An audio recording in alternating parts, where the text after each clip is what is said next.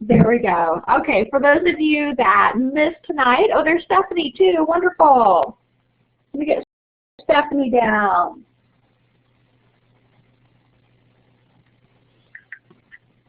So we have 6 out of our 10 right now. That's really good. 1, 2, 3, 4. Yeah, 5, 6. I know it gets harder and harder as we get more into fall and into the winter with having the late lectures because the sun goes down a little bit sooner. And when the sun goes down, our brain just starts to shut down, doesn't it? It thinks it's time to go to bed. Is anybody else sleepy? Are you kind of drowsy right now? I know my drive home seems longer than it normally is, and I was really tired for part of that as well. So let's just try to wake back up for a little bit. Everybody do your exercises or something. So we can get going. We don't have too much to cover tonight. Let's start with our usual.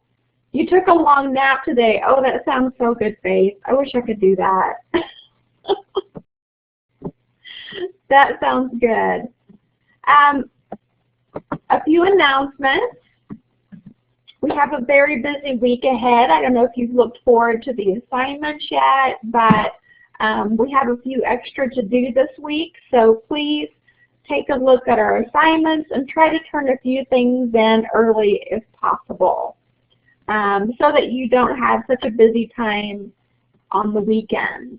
So divide your time up, try to get maybe one thing done each night so that it's not all of a sudden. So we have,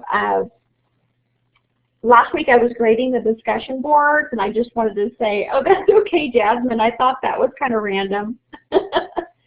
You did a really good job on the discussion boards. I liked the things that you had to say to each other. I think almost everybody posted their initial post by Wednesday at midnight, which is wonderful. Keep up the hard work, basically. Last week, we had an infant books assignment, and I started grading those yesterday. I graded a couple today, and I've noticed a few of you are missing this assignment. So what I don't want to happen is I don't want you to feel behind on this assignment. Don't fall behind because we will have another similar one this week. Each week you're adding 10 books. So last week you did infant books. This week we'll be doing toddler books. You'll be reviewing 10 toddler books. Then we'll be doing preschool and then primary for our final week in week 4. So you don't want to get behind on these. I also put an example in the announcement. Get my little pointer out here. Of how it needs to be set up, so be sure you follow the correct format. Well, actually there are several websites where you can flip through children's books, and I know one off the top of my head. It's actually a little different, but you could use these books because it does have the words and the pictures and everything. Check out storylineonline.org. Might be a good resource. And, oh, that's right, Katrina. The Tulsa Library also has ebooks. So if you do have an iPad, and I'll bet you do, don't you, Faith? If you have the iPad, then you can always check out the books that way too. Oh, you can do it completely online. You don't even have to go there, Faith. In fact, whenever I started working for CCC, they told me that since I worked in Tulsa, I could get a Tulsa library book and that I could do it online. So sure enough, I went to their website, I signed up for a library book or a library card, and they sent it to me in the mail. They actually gave me a temporary number that I could use in the meantime. So I think you can do them on your laptop too. That's right, Katrina. That's wonderful. So that would be a great resource for checking out these books. Or if you get a chance, of course, you could always go to a bookstore, go to a friend's house who has children. You know, if you have kids, chances are you have lots of books laying around. So on the format, be sure and put the book title. You also need to have the author of the book, and also then the short summary. And that really just needs to be a few sentences long. You don't have to go into a lot of detail, but just a little bit about the book. Okay? So, and this will be the same every week, the same format. It's just that you're doing it for different age groups each time. So I really want you to get into it and get some more experience with children's books that way too. Just a little bit about, oh, thank you so much, Katrina. That's wonderful. So Katrina even put the link up for us. Today I did a couple externship site evaluations. We currently have 4 people either externing or getting ready to extern in the next few weeks, and 1 in the next month. So I went to KinderCare in Owasso, did their site evaluation. Looks like a great facility. I went to another KinderCare in Tulsa that was around Garnett and 31st. And again, wonderful facility. I believe it's Montoya that's going to be externing there. And whenever I spoke to her, she said, just be sure and send more externs my way. So that might be one to look for if you live in that area. It might be a great place to do your externship. And Miss Faith, I heard that we're just waiting on to find out what site that you get for Tulsa CAP. So congratulations. That is so incredible. We're getting, yay, we're getting so excited. Disney, is that your CAP spot, or is this unrelated? It's just different books. Oh, on 26th Street. Oh, okay, gotcha. Wonderful. Wonderful. And is that the one that's next door to where your fiance works? Your grandma lives around the corner from Disney. Wonderful.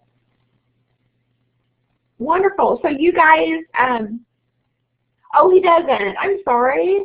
Well, goodness, I'm glad you got on there, though. Still safe. That's wonderful. So you guys that have not done your extern, you got a new job that's even better. Those of you that haven't done your externship yet, I'd like for you to start looking around where you live, look around where you'd like to live. The great thing about externship is that you get to pick where you work. So it's a great opportunity to get your foot in the door and to be able to step right into that job after you have graduated. So that's our goal for you. So it was a lot of fun basically running around and getting to see these different facilities. Here we go. Let me bring this down a little bit. Okay. Oh, I wanted to bring up, now that I have that on my announcement page, no I didn't, I wanted to bring up the Pinterest assignment real quick. The last time I checked, I had 7 out of our 10 students following me, and that's wonderful. We just have 3 more to go. This week you will be doing your first Pinterest assignment. I sent you some emails with some videos. If you're unfamiliar with Pinterest, I'd like for you to watch those videos to give you an idea of how it works and how it's set up. What you're doing this week is you're building your board. So I put it right here. First of all, to create a new board, you click on Create a New Board, give it a name, and this week you're going to name your board Literacy Kit Ideas, because I'd like for you to start looking around for literacy kit ideas. You might pin pictures of other literacy kits. You might pin pictures of maybe the books that you want to use. You might pin examples of activities. And I have already seen several different literacy kit ideas come up in my Pinterest news feed that were pinned by you guys. So good job, it's working. I will be able to see the process as you build these boards. And at the end of our course, that's when I'll be grading your board. So I'll be able to follow it and see it as you go along, but then at the end is where I'll give you all your points for it. So we'll do that sort of all at once, grouped together. So this week you only need to do literacy kit ideas, okay? And while I've got most of you on, 1, 2, 3, 4, those of you that are on, I think about everyone's following me, in fact, that's on here. Do you have any questions about the Pinterest assignment right now? Oh, Stephanie, you just started following me. I saw it pop up on my laptop. That's great. Computers are fun sometimes. So I get a little pop-up in the middle of my lecture that somebody's following me on Pinterest. That's great. Okay, so now I've got 8 out of 10. So just 2 more, and we'll be ready to go there. So be sure and do that. Be sure and send me an email if you have any problems. I'd love to help you out on that, okay? Our next thing, your literacy kit. This is just a quick overview. It's just 1 page of what needs to be in the literacy kit. We talked about it more in depth last week, but I just want to bring it back up again to bring it up into your memory. You need to have some type of a bag, box, or backpack that you could put your kit in. It doesn't have to be brand new. It can be something that you've borrowed. I would much rather you borrow these things, get all that you can for free. Number 2, you need to have directions on how to use the kit. Imagine yourself as a parent. You've been given this kit, and you need to know exactly how to use it. So type it out step by step. Number 3, you need to have at least 1 book, but you're welcome to have more than 1. If it's more than 1 book, they need to be related somehow. So they need to be connected. Farm animals, shapes and colors, the seasons of the year. You get the idea. Number 4, a list of frequently used words from the book, and you might do that as flashcards. You might do it all on 1 page of paper. It's up to you. You need to have the fun activity and the educational activity, 2 different ones. And then lastly, you might also include a related stuffed toy or a plastic toy, something that they can hold maybe while the book is being read. Use things you have, borrow things as needed. I had one student say that she's going to build a literacy kit for her nephew, and I thought that was a fantastic idea.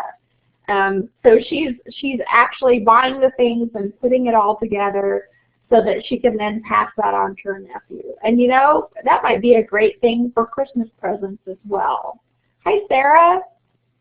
Yay, we've got Sarah too. Wonderful. Good deal. Soccer coach, we completely understand. No problem. I know, nights are long sometimes, aren't they? You just get busy. That's fine. I'm glad you made it for part of it. Wonderful. So review these things. Think about your literacy kit. Start making plans. And let me know if you have questions, as usual. And the time difference, too. That's right, Sarah. I forgot. Okay, and Faith, you've already got your books. Wonderful. Yay. See, that's a good start, at least having that right there. And then you can start building everything else around it. I put up another example here, and some of you may have seen this on Pinterest as well. They've done a bag, and they got pretty artsy here. I don't know if any of you guys are artsy. You're welcome to do this. We've got the very hungry caterpillar done with paint. We've got the book over here. We have plastic animals that might be in the book as well. We've got food counting. I sort of love this. If you had the plastic carrot and pumpkins and celery, that might be hard to find. It would be fine if these were just cut out from a piece of paper too. So you can see how they put the number 4 and they need to have 4 carrots. So that would be great since math goes along with a very hungry caterpillar, the days of the week. And over here, we've got a piece of paper with items that start with C and items that start with B. So fun educational activities and great tie-ins to go along with those books right there. Okay? Oh, really quick, this is going to seem sort of random, but since we receive federal monies, we're also required in all of our classes to observe Constitution Day. You may have noticed on our course page that underneath the week 2 announcements, I put up a video about the signing of the Constitution, and it's a great short video that you might even show to your kids if you wanted to. If you're currently working in a child care center, you could even show it to the kids on Thursday. So Thursday, September 17th is Constitution Day. In 1787, we signed our nation's Constitution. Now, July 4th is considered the birth date of our nation when we signed the Declaration of Independence, but September 17th is considered the birth date of our government. So it's important for us to observe the day, and we are required to. So some of you may be as well. There's also lots of activities online. If you work in a school, on Thursday you're probably doing some type of Constitution Day activity. So why is it important for us to know the Constitution? Mainly so that we know our rights as citizens. What is the First Amendment? Let's see if you guys remember anything from history class. Do you guys remember what is the First Amendment?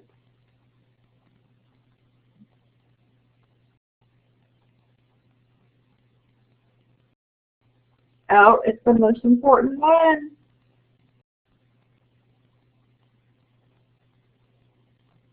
Nobody? Nobody knows. Oh no, well at least you're learning something big tonight then. Freedom of speech. Yes, Katrina. Sarah, were you guys looking it up? That's great. So our First Amendment is freedom of speech. That's right. Right to bear arms. I believe that is second as well. Good job. So in the Bill of Rights, which one is the most important to us?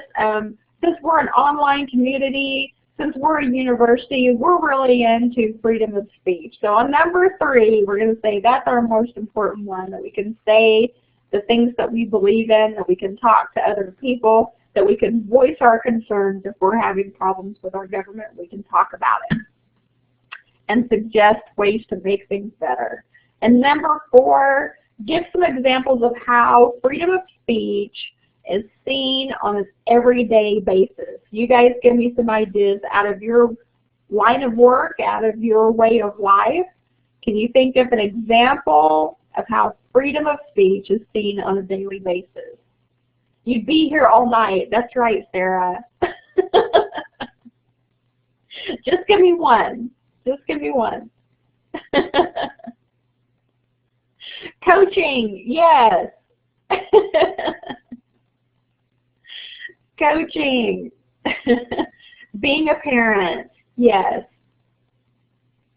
Yes. Here's kind of an extreme example, but I believe it's in Russia. You're not allowed to talk about homosexuals to your children. That would be considered illegal in their country. So here we do have the freedom to talk to our children about most anything. Being a wife, being a girlfriend, exactly. Watching the news, the things that we see on the news every day that is often censored in other countries, but because of our right to free speech, we can get the news out, we can put it on video, We can put it in newspapers and magazines. So we do have all these rights to get the information out there. It's one of the things that makes the U.S. great. That's right. So from a teaching point of view, of course, you know, we need to be able to have freedom of speech as well. And from a teacher point of view, it's important that you guys talk about this with your students because it's part of our nation. What do you say, Sarah? My son's one class talked about 9/11. Other teachers and parents weren't happy. Oh, no. Well, that's great. I know most of them did on 9/11 as well. Oh, the videos, you know, depending on the age group, the videos can be scary. That's right. But it's part of our history, exactly. 9, yeah. It is, that's right. And you know, here's kind of a strange thing. My husband's birthday is September 11th. And of course, he was born way before 9/11 occurred, but it really changed the way we feel on his birthday, especially that first year. It felt like the first few years, it almost felt like we shouldn't be celebrating on that day. But it was still his birthday in 1967, way before that happened. Your dad's a firefighter, so in his home, definitely. Yeah, that's great. And I think it's very important to be very open with your children. If they have questions, answer them.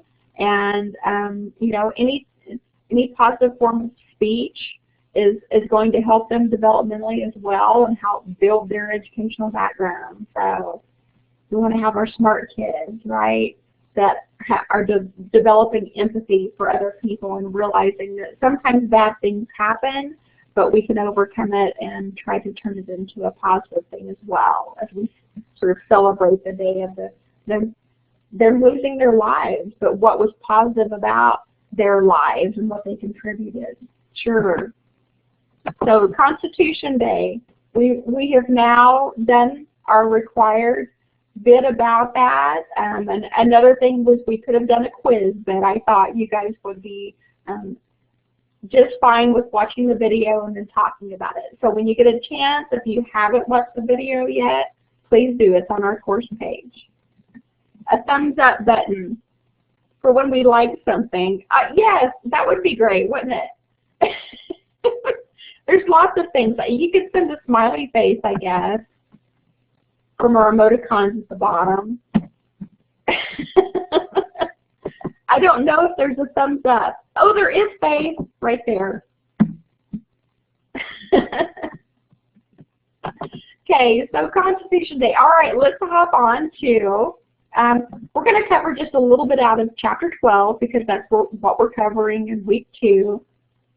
We're talking about language development, of course, through the curriculum. And there's lots of interesting things that have come up in our discussion boards and in our textbook. First of all, let's look at early language development as a pyramid. I'd like for you to look at this bottom rung first. Look at the base of the pyramid, sort of like the food pyramid as well, the most important thing being at the bottom. So newborns prefer the human voice, especially their mother's voice. In fact, they've done studies, and newborns can distinguish their mother's voice from another woman's voice, basically from the moment they're born. And if you think about it, they've been hearing their voice all along in the womb. Anytime you talk, they're not just hearing their voice, they're feeling your voice through their whole body. So that's really amazing.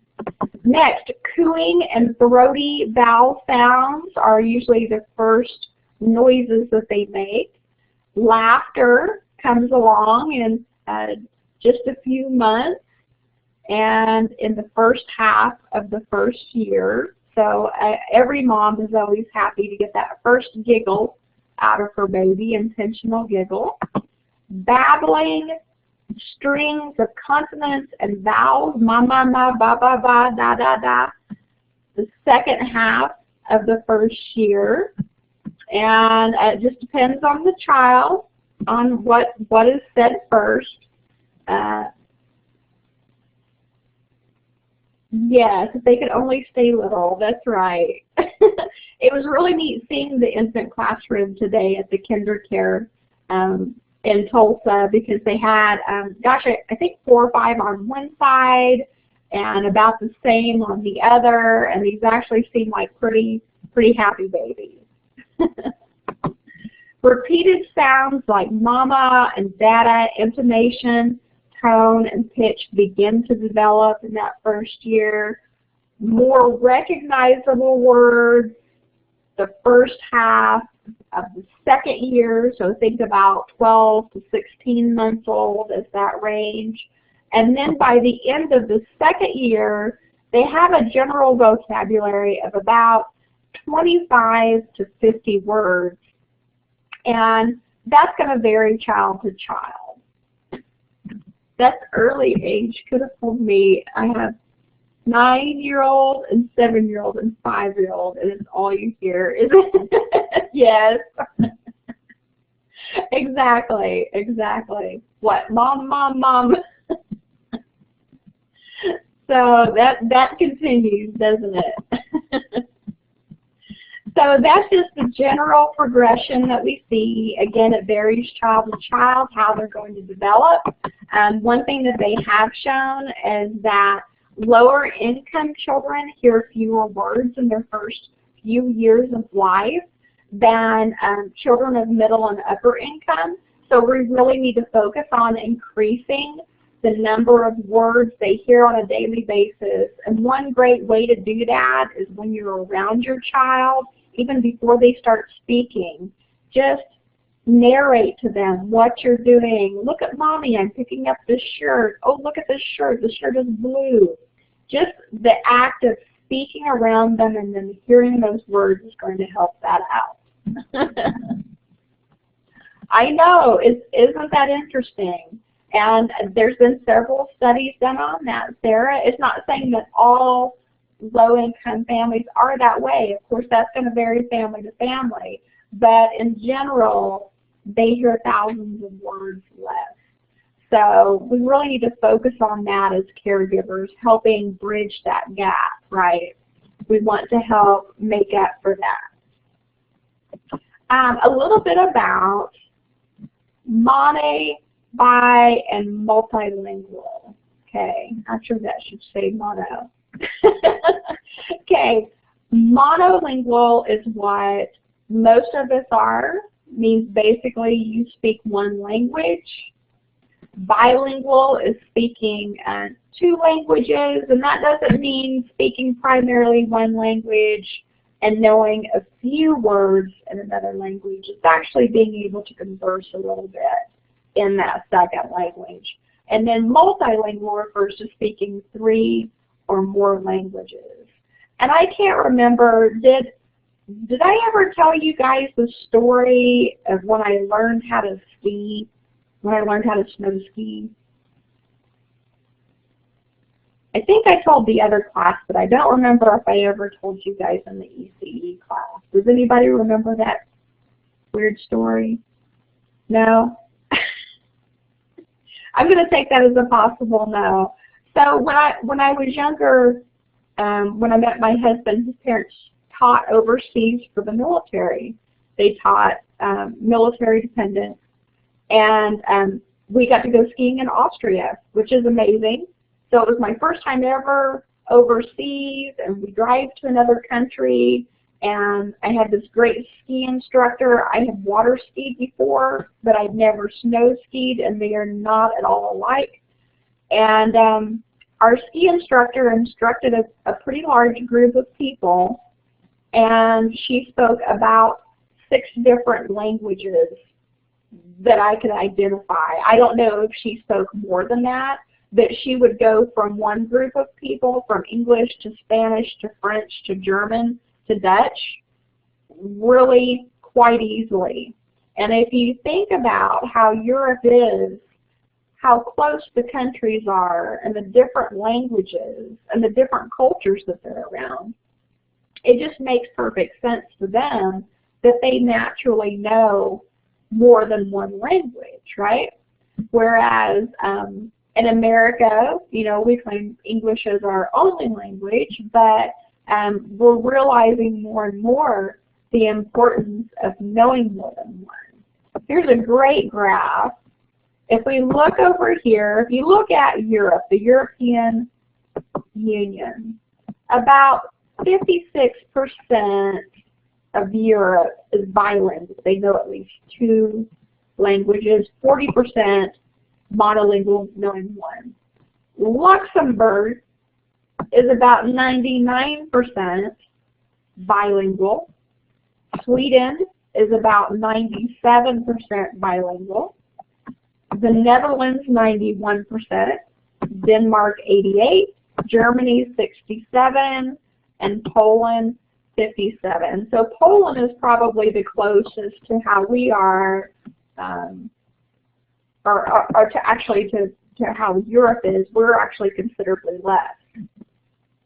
The percentage of the U.S. population who spoke a language other than English at home by year, if we go to 1980, now some of you weren't born yet, but in 1980, only about 10% of our population in the United States spoke a different language. And that's a very low amount, especially if we compare it to these other countries. In 1990, about 13% spoke a different language at home. In 2000, you'll see it slowly coming up to 17%. And then in 2007, almost 20%. Well, I think schools have offered other languages for a long time. Now, specifically, this is looking at who spoke a language other than English at home, actually. So it's not just going, it's bleeding over into the home as well. So it may be a bilingual home as opposed to just having a student, say, in public school that's learned a different language. In 1987 at Afton, the small town that I went to, we had German. So you could learn German from Afton, but you couldn't learn Spanish. And now you see Spanish in almost every high school as an option. And in fact, I read that if you can speak English and Spanish, then you can communicate with about 80% of the world. And that's not saying 80% of the world speaks English and Spanish, just that about 80% of the world could understand one or the other. So sometimes we have to communicate with people from other countries through a third language as well. So anyway, I thought those were just really interesting as far as the percentages go. And the thing is, yes, there's definitely a trend towards knowing a second or third language because it can get you much farther in your chosen field of work. Here's some of the benefits. Oh, when you lived in Scotland, cool. It was mandatory for the kids to take a language.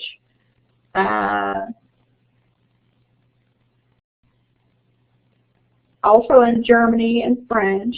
Yeah, exactly. So some countries already had that in place. That's right.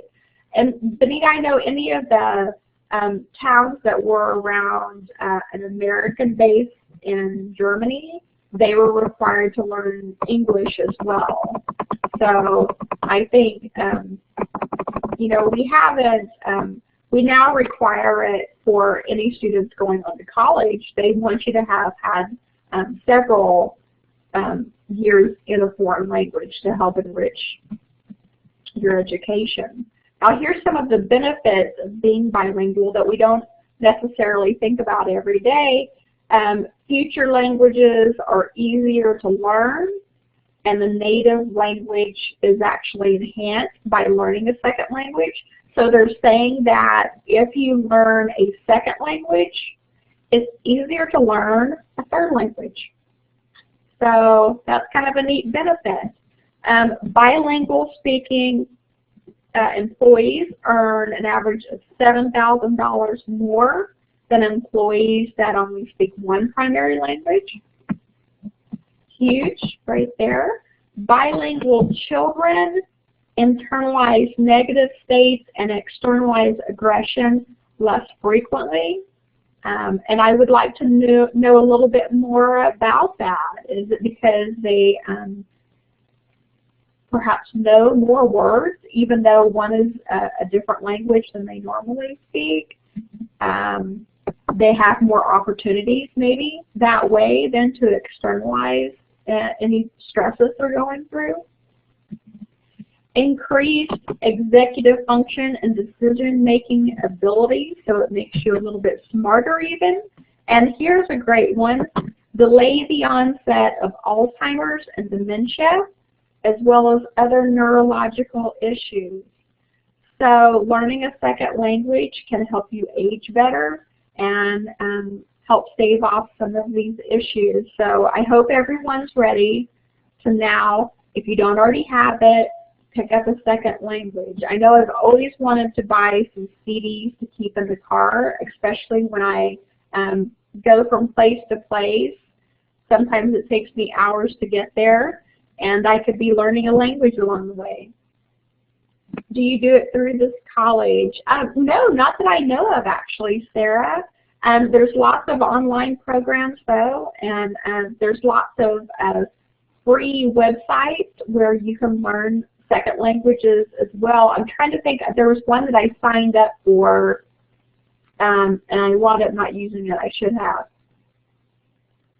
I'll have to look it up so that I can share that with you guys, because there's lots of free resources out there. Some of these language building CDs, DVDs can cost you hundreds and hundreds of dollars. Manga is one, Katrina. Gotcha. You can do it on the phone or the computer. That's great. So it's maybe, so is it a type, is it an app, Katrina, that you can download?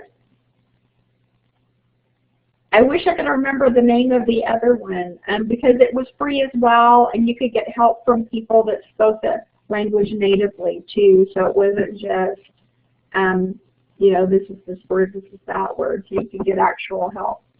30% of companies prefer multilingual candidates when hiring. So learning a second language can make you even more hireable, and it's extremely important. It is an app. Okay.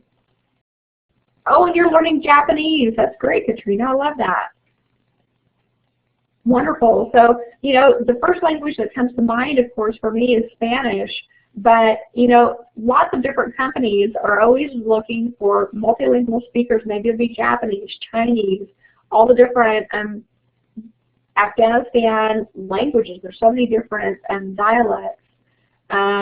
Italian, you know, there's places that you might go work. There's children that you may need to work with, and it would help that if you knew that language. Your father-in-law is Mexican, and half the dad is full Mexican, and father-in-law doesn't know Spanish very well. You know, and I hear that a lot, Sarah.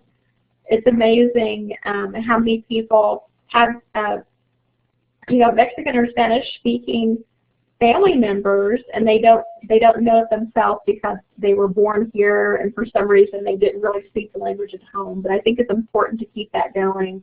And several of you have mentioned learning from mother-in-laws or father-in-laws, and it's great. So here's just a lot of more incentives to keep that up.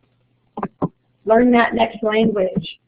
So what are some strategies that you guys can think of for helping children learn a second language in an early childhood setting? Anywhere from infant up to about 8 years old is what we consider early childhood.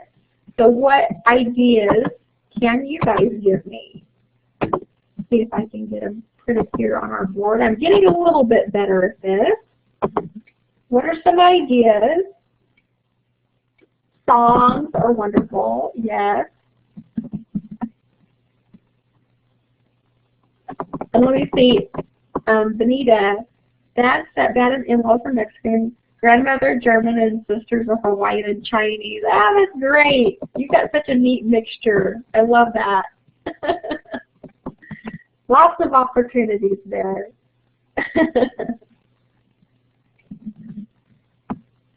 You would count in Japanese. Oh, that's great, Katrina. I like that. And what does Sarah say? Focus on a child at a time and focus on their heritage. Yes, very important. Bring out their heritage. Talk about it. Where are they from? What countries are your ancestors from? You can even go into a little geography with looking at maps and where different countries are located. That kind of overlapped a little bit. I'm sorry. Songs, heritage. What else? What are some other ideas for teaching in the classroom? No, that isn't stupid, Sarah. I love Dora.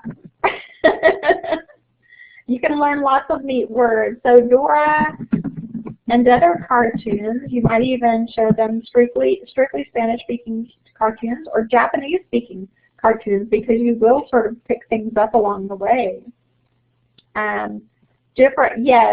Labeling in different languages. Learn the basics, learn colors, animals, shapes. Having them identify that. That's a good idea too, Sarah. What else? Songs, movies with subtitles if you have children that are reading. I know a guy that learned how to speak German that way.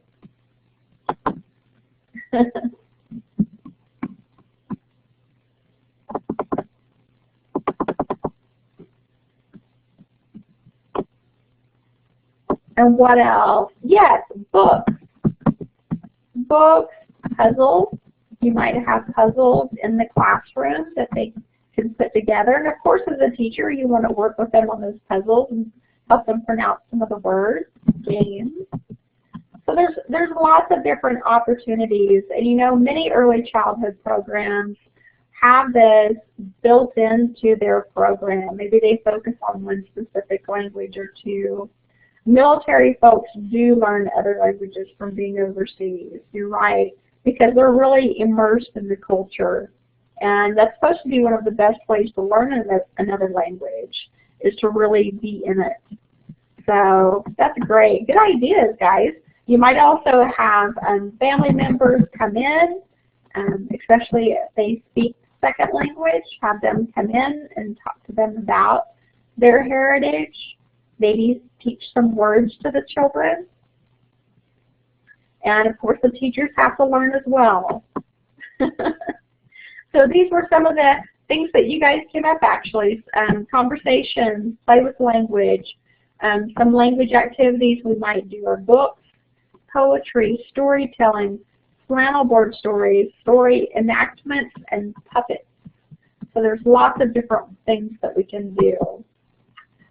Let's look at just a few questions real quick.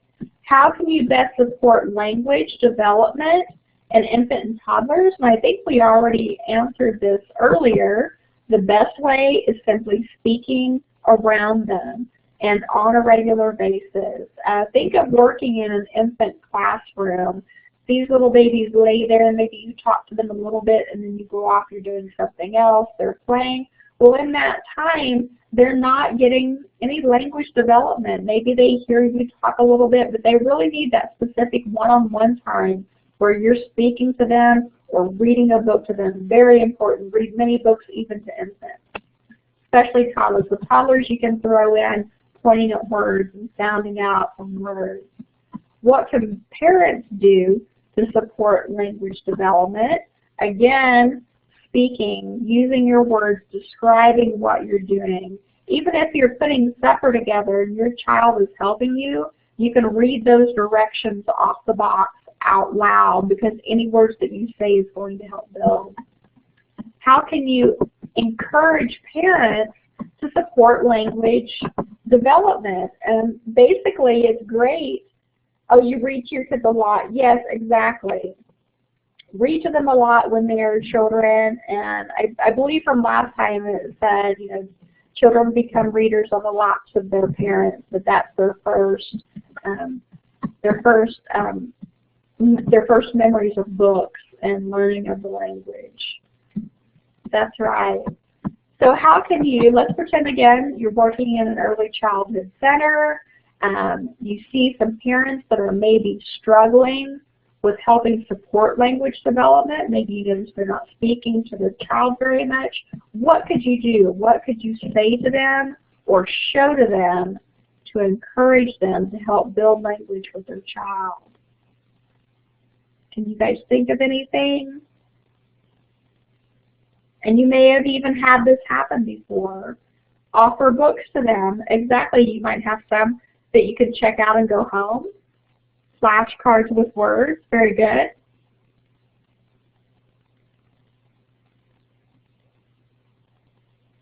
Send home worksheets, send home schoolwork, and please don't think of these things as burdens on the parents. You're simply just helping them, guide them, because sometimes people just need a little help. You know, how do I talk to my child? How do I interact with them? There's some things that we instinctively know, and there's many things that we don't. And it's okay to help guide a parent into doing the right thing with schoolwork, exactly, with worksheets. Helping that child with a learning problem or speech problem, yes, definitely, because we try to identify these things very early on. That's exactly, no, I completely understand, Sarah, exactly. And a lot of the centers will have some type of a diagnostic process that they have when they start seeing things that might be a little different. And once the problem's identified, then you can focus on it even more to help get that child developing properly. That's right, very good. Some parents don't see that because they are around them all the time. That's true. That's true. Just think about if there's maybe a family member in your life that doesn't see your child as often as you do. Maybe they see them once a month. They're going to notice how much they've grown. You've just seen it happen gradually. But a grandparent might go, oh my goodness, you're so much taller than I saw you a month ago. Your daughter had a stuttering problem and your dad noticed it. So you didn't notice it, Sarah. That's interesting. Sometimes it's really hard to notice the things in our own children. That's right. Good, good. Well, I'm glad your dad saw that and was able to help out. That's wonderful. Parents are wonderful things. And may have made a big difference in our life right there. That's great. So our ending slide, as usual. This time I've done a little bluebird. Do you have any questions? We talked a little bit about how important it is to learn a second language, to work on that with your kids. When she's excited, she does, huh? Well, good, or upset. Yeah, I've seen that before. So it's still there, but not as strong as it was. That's great. No questions? No questions, Stephanie? You got it down. Great. Jasmine and Sarah, I want to welcome you to your first live lecture. I hope it went okay. You'll get the hang of it and how it works. Faith, just 3 more weeks. I know it's even less than that. So Faith is ending her last class and going into externship. Me and Maria were here early. Sarah, that's fine. No, things happen and we try to keep it flexible. Oh, you had to do them with your last degree. Oh, that's right. You're still pretty familiar with it then. And Jasmine, are you doing okay? Because you're brand new, right? Good, good. All right, everybody. Well, it's been wonderful seeing you guys virtually, getting to hear a little bit about your input. And as always, call me, email me, text me if you have any questions. And if you don't, I will see you next Tuesday at 8:30 for our regular lecture. You guys have a great night. I hope you rest well on this dark night. time for bed, right? Yeah. Bye, guys.